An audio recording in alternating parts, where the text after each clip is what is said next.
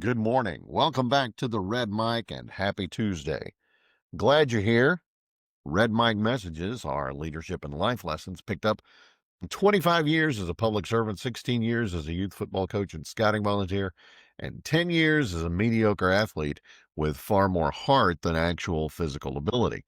Today's Red Mic message: depth wins championships. I've mentioned this story before, but when I was a pledge, my inductor, my pledge trainer, a guy named Pat Nobles, he looked around the room and he said, "Look around at your pledge class. If you don't see a future president, then it needs to be you." He wasn't telling us that we needed to be cocky or, you know, egomaniacs or anything.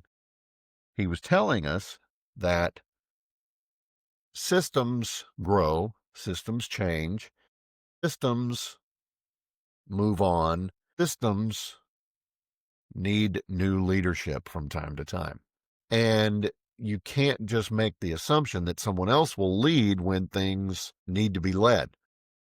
Because if you're looking around and waiting for someone else to fix it, it's too late. I think that's a constant. I think that is a universal truth, at least in Western civilization. I don't know about the rest of the world, but it hit me yesterday. It was playing in the back of my head most of the day yesterday when I couldn't work on getting my Red Mic messages pushed out to all of my other platforms. The only one that was on yesterday, early anyway, was the Facebook Live version.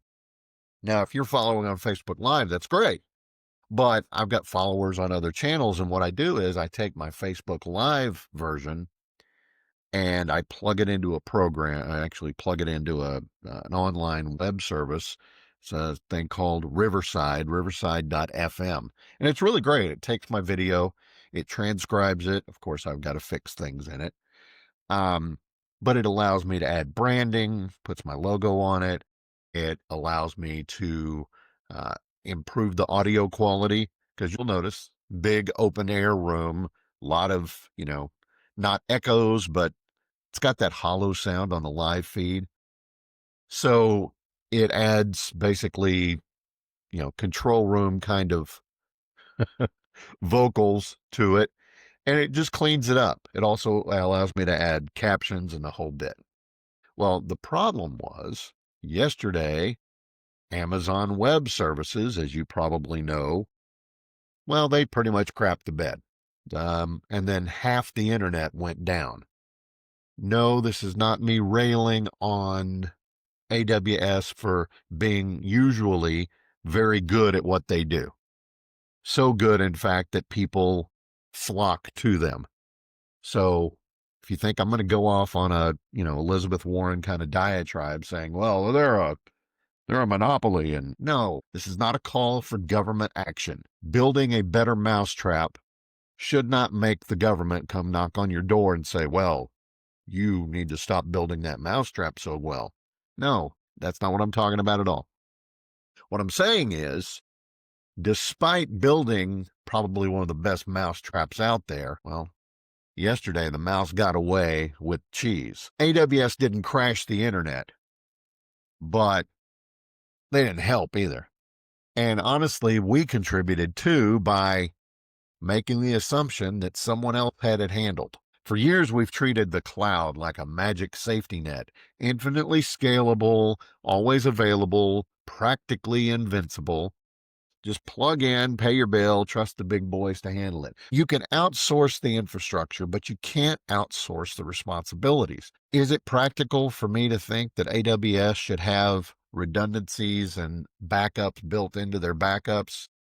It might be, but if we're all going to rely on it so heavily, they need to think about having backups in place, because if you put all your digital eggs in one hyper-scaled basket, you're not minimizing your risk. You're industrializing your risk.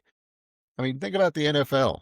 Tom Brady was not the starter, but when Bledsoe went down, Brady came in and never looked back. He was the backup that, blew the curve, so to speak. Steve Berline did the same thing for the Dallas Cowboys when Aikman went down. I think it was a knee injury. Don't hold me to that. It's been a lot of years, far too many years. There's a hint, Jerry Jones. Think about it. Find another GM. Steve Berline lit the fuse that caused the Dallas dynasty to explode in a good way. The movie The Replacements. A team of underdogs and cast-offs came in during the strike, and they were led by Shane Falco, Keanu Reeves, a forgotten talent who reminded everybody that sometimes the bench is filled with people with the grit and talent that you need when your stars go down. And it doesn't matter whether it's football, fraternity, cloud computing. If your entire success depends on one player, one system, one vendor, one leader, you're not strong. You are remarkably fragile. Real leaders don't pray that their stars stay healthy or their servers stay up. They build depth. They build a bench. They cross-train their teams. They invest in redundancy. Resilience isn't built in comfort, it's built in preparation. If your organization can be taken down by one outage, one resignation, one bad morning, that's not innovation, that is dependency at the highest level. So look around your team today. If you don't see a backup, a contingency, or a plan, step up. It needs to be you. Ask AWS what happens when you don't. And that's today's Red Mike message. Hope you found it interesting. I hope you found it helpful. I hope you will give me a like, a follow, and a share, whether it's on Facebook or Instagram or even Rumble. I would love to hear from you. Drop me a line in the comments. Drop me an email. It's redmikemessages@gmail.com. Got to go get a flat fixed today. I may talk about that a little bit more, but Discount Tire will fix a flat regardless of where you bought the tire. Not a lot of companies will do that. Now, in this case, we did buy the tires at Discount Tire, and we always buy the certificates that way. If it's a flat that they can't fix, we're in good shape. Anyway, I love you guys. Don't forget, as always, life is short. Drink the bourbon. I'll see you tomorrow.